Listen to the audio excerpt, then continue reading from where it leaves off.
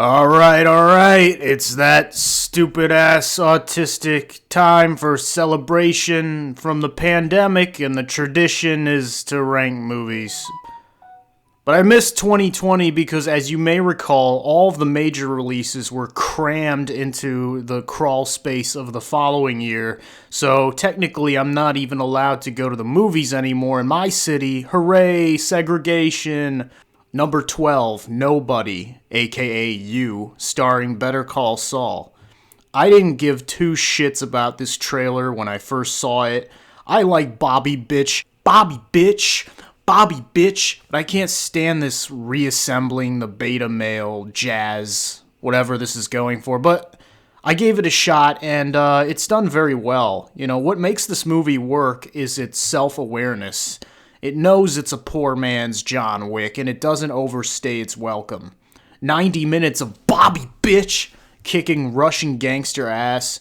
And the twist of this movie should be pretty obvious, it doesn't need to say much other than he's a mysterious guy with a mysterious past. I think he works for the deep state or something, but it really doesn't even need to say that. And the wife and kids don't do much at all, which is really refreshing. I mean, I hate when movies like this get the family involved and make it into like a fucking teamwork. It's like, fuck you. It's got a good soundtrack. The action scenes are very graphic and bloody and pulpy, and I really enjoyed that aspect of it. And, this is just a movie that knows what it wants. It's good. It's comfort food. Go watch it. It's on HBO Max. Number 11, The Father. I'd like a hotel room, please. The Father. I didn't think I was going to like this one either, gotta be honest. Starring Anthony Hopkins as Joe Biden. I hate to be the bearer of bad news. Come on, man. Now, if you're American, I can completely understand why you wouldn't be down to see another octogenarian spiral into dementia/Alzheimer's. This is one of the most depressing films I've ever seen, I'll say that. But because of the way it's crafted meticulously, like everything from the set design, the way the script meddles with time to intentionally confuse you, and it really elevates this, what could have been a standard family drama, into the realm of psychological horror. And it's really merciless, just in a way it makes you feel like you're this old man losing his mind. All the while, you're sympathizing with him because the Hopkins performance is so powerful. Like, watching him deliver each monologue is like watching a professional violinist perform a concerto. Like he's just fucking amazing. Like a well-deserved Oscar win, no doubt. This isn't one I would throw on casually while you're shooting dice, obviously, and it's definitely not one I would watch again, but that doesn't take away from the movies. Like, some movies you really only need to see once, and then just say, oh, that was great. But it's not like it's not like Unforgiven or There Will Be Blood, where I'm going to throw this on casually. This is a challenging film that I found extremely rewarding, and you should go watch it. It's on Hulu. Number 10, The Tragedy of Macbeth, starring Denzel Washington and Frances McDormand as Macbeth and Lady Macbeth, respectively. The characters, from the Shakespeare Macbeth, Macbeth, you probably read it at some point, forced to read it by your teachers. If not, it's good. Having seen the 1971 and 2015 film versions, I can easily say this is my favorite. Maybe it's because this was directed by Joel Coen of the Coen brothers, and I really liked the visual presentation of this film. That's what really makes it stand out, apart from the performances. The high contrast black and white gives the film a haunted look as Macbeth calls upon his demons. The concrete military bunker look of the Macbeth castle complements the story quite well. Denzel and Frances McDormand absolutely body their roles, although my one nitpick is that they're probably way too old to be playing these roles. And it's particularly, there's one scene where McDormand talks about oh, you're gonna have kids with me. I'm like, what? It's like, nah, I don't think so. I mean, look, she's still fucking really beautiful looking, but come on, man. So make sure you turn on the subtitles for this one, obviously, unless you're like a Shakespeare connoisseur and you already understand what they're saying. I like subtitles. I'm not illiterate like these Marvel tards. Anyway, I really enjoyed this for what it was. It doesn't reinvent the wheel or anything, but it's nice to see Denzel on fire, just bring his total swagger to this ancient role. You could watch this on Apple TV, but since Apple sucks a billion gigabytes of micro penis, I'd recommend hooking up with the HDMI. Oh yeah, baby. And torrent this one. Number 9, Dune. Alright, this movie's fucking epic. I didn't really know what to expect. I saw the David Lynch version first, which was supposedly really, really bad, and I kind of dig it. It's definitely not good in terms of story, and the acting is fucking painful. But I was high as fuck when I watched it, so I guess I kind of liked the visuals mainly, and I think Lynch did something with it that doesn't get enough credit, but make no mistake, this version of Dune is far superior in terms of world building, character development, and overall story. Denis Villeneuve, of course, is one of the best directors out there. I would highly recommend watching his new Blade Runner as well. I haven't read the Frank Herbert novel, nor am I really interested. I'm not even a huge fan of the story, but I was impressed by the way it's told and by the scope of the movie and how digestible it was for supposedly such a confusing narrative. It's got a large cast. Some of the characters are clearly part of that PC diversity push that's going on in Hollywood. Like, there's this side character who's a black chick, and it could have easily been written for a main character. It's not like the race of the character matters, but it would have added more depth if that character would have just been, you gave that line to the Queen or something, rather than outsourcing their lines to somebody we don't really care about. Kind of devalues the information that's being conveyed.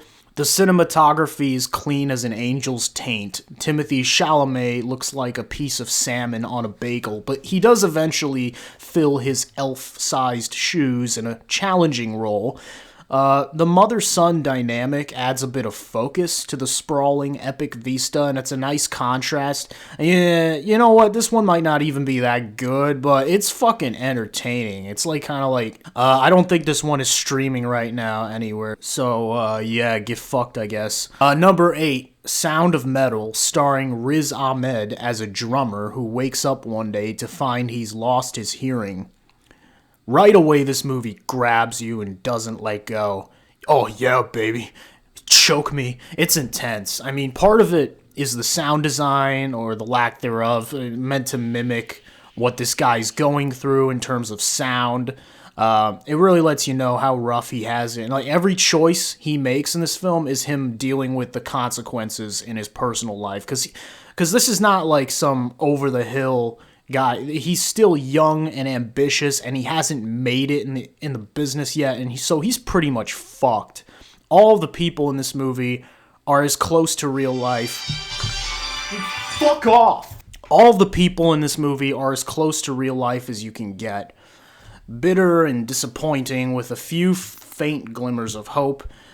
I found myself making sharp parallels at the screen, like, oh, I've met that asshole. Oh, here's this cunt again. Where did you come from?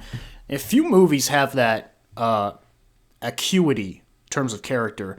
And I would say Riz Ahmed, he carries this film. He's right up there with Hopkins. Just like a totally immersive performance, along with the editing and score. I mean, this is a great film. It's about humiliation and compromise and dealing the cards you dealt, even when it seems impossible. It's brilliant. You should watch it. It's on Amazon.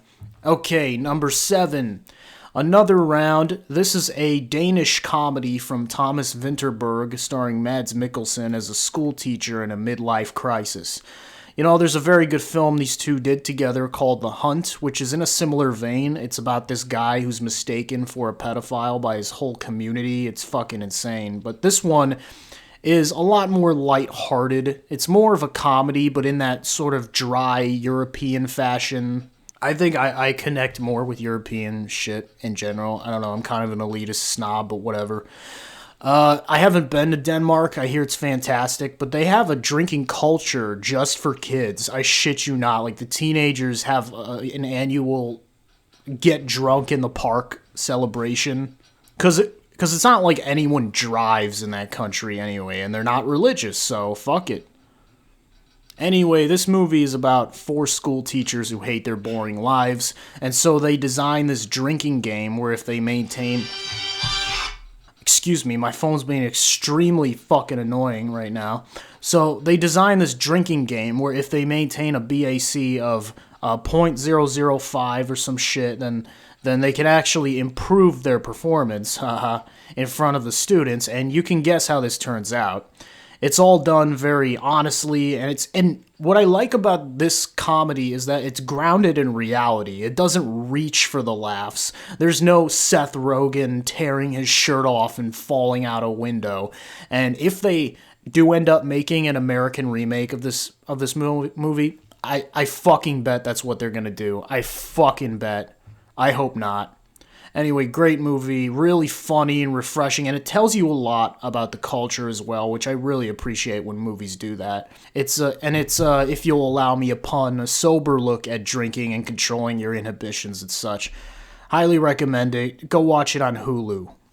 Number 6, Muhammad Ali, an 8-hour PBS documentary from Ken Burns. I binge watched it. It's great. All of his films are the same, really. Straightforward narration accompanied by archival footage and pictures, but he never leaves you hanging on any thread or detour. Takes you through his transformation from Cassius Clay into the legend we know him as today, as well as the stories of his opponents, Sonny Liston, Joe Frazier, George Foreman, all these legendary fights so elegantly captured, and all you gotta do is show the clip, but they still hold up. You can't even compare them to like a Floyd Mayweather, because he just looks like a humongous pussy by comparison. But Ken Burns is at his best when he tackles these larger-than-life American figures like Hemingway, which was another documentary that came out this year, which I also highly recommend. But because this one has the footage, I'm giving this one the edge. Mark Twain, Jackie Robinson, great films as well. But Ali was just, I mean... He stood his ground, just such an inspiring man, and when it was most difficult, he stood his ground. He perfected his art in the ring. He turned combat into an art. He went at the media. He refused to be bullied by the government, and he trusted his faith to get him through all of that. And he taught me to stay true to myself at all times, even when it's tough. And you know, this guy's story, I think it's one of the most American things in the positive sense that I've seen. And just, you know, an incredible person, period. So rest in power to the king. Show love.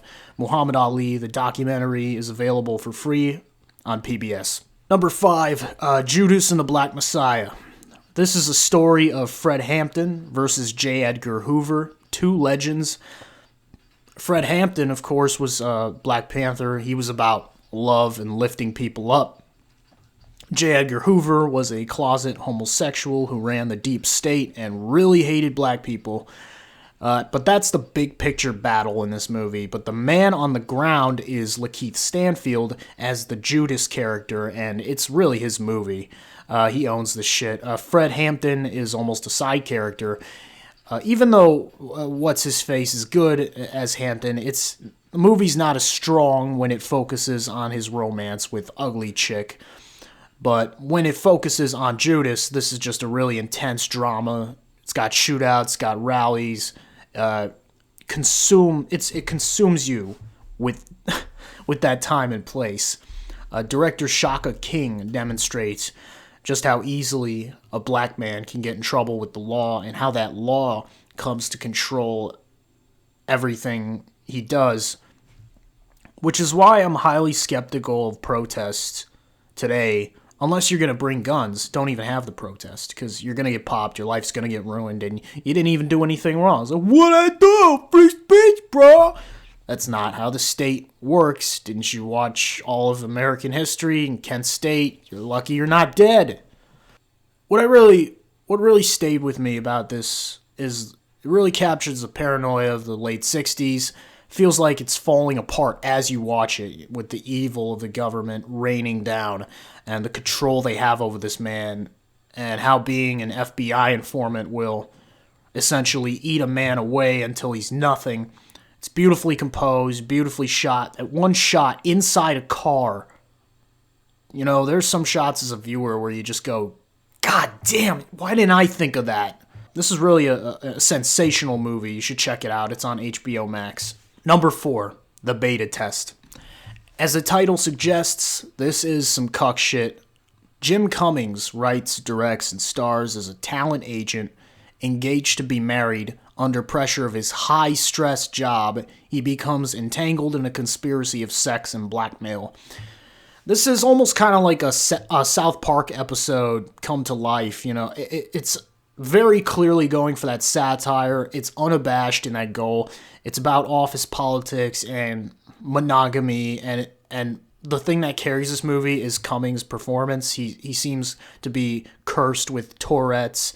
And he wiles out a lot. He's insecure about his masculinity. He's insecure about women.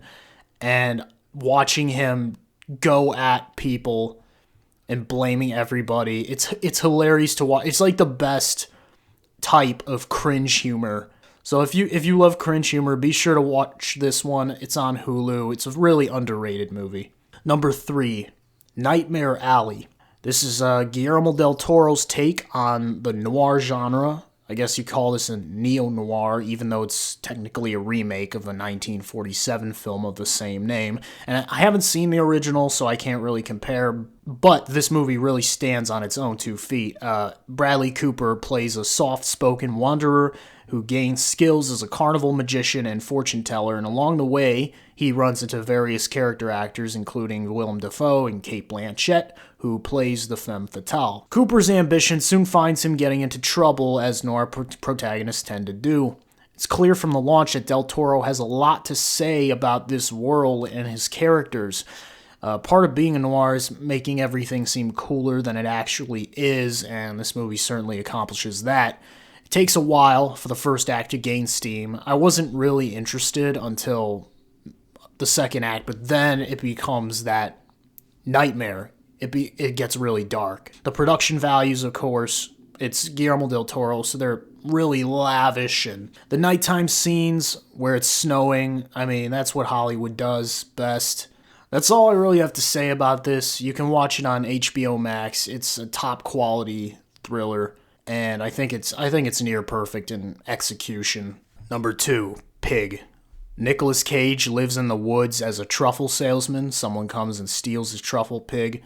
Truffle pig, if you don't know, is a pig specifically bred to hunt truffles, which are useful in the culinary arts. So Nicolas Cage seeks his truffle pig back from the thieves, and this is a really low-key performance from Nicolas Cage. It's somber, sober, you know, and he's really unpredictable as an actor, but he really digs his heels in this role, as he does with everything, but this movie actually understands the character and delivers in the way it slowly peels back the layers of this world, you know, because he's this hermit who, for some reason, lives in the woods, but then he has this past and this whole backstory, and as he continues his mission of finding his pig, you start to see this world slowly, you know, become the explanation is there, but it's not told, and that's what's so brilliant about this movie. It's like it's perfect show don't tell plot, and it's really the best movie of 2021 in my opinion. It's passionate. It has something to say. It's grim, but also kind of funny. And I love this movie. It's a must see. It's on Hulu. My favorite movie of the last 2 years is Quo Vadis Ida. This is a Bosnian film from Jasmila Zabanic, probably butchering that one. It's about the Serbian occupation of Srebrenica in Bosnia, and I was just floored by this film because it's a war movie, but it's a completely different type of war movie.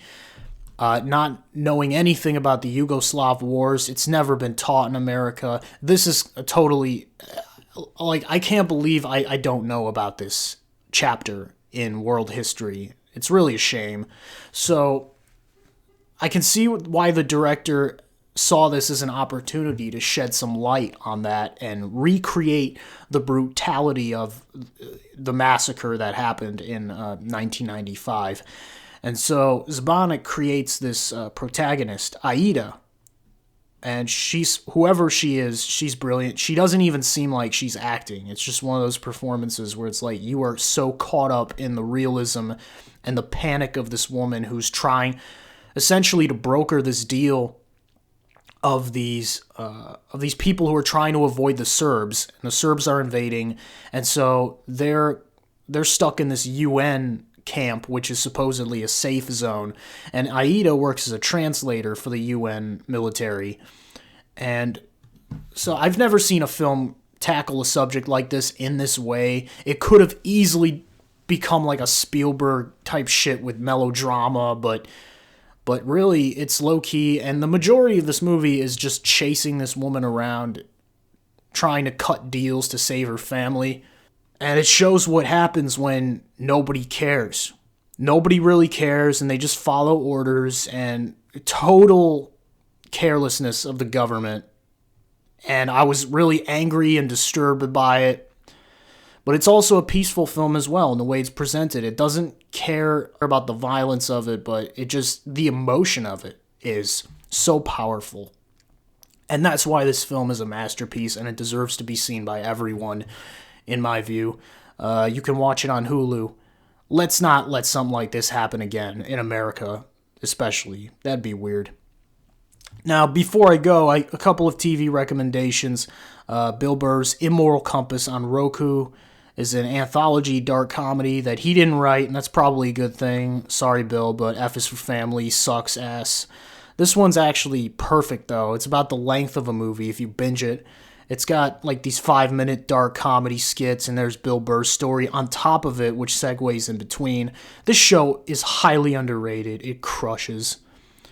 Also, if you haven't seen Succession yet, what are you waiting for? It's on HBO Max. It's about a legacy media billionaire family that tears each other to pieces over their massive fortune and influence. What's not to like?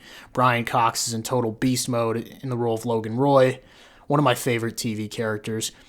And HBO knows this whole damaged family dynamic is a recipe for success, which is why they have a similar show called The Righteous Gemstones, which is more comedic. It's another one from Danny McBride, who's hilarious, and it stars John Goodman as the patriarch of a giant megachurch empire. It's hilarious. You should watch it on HBO.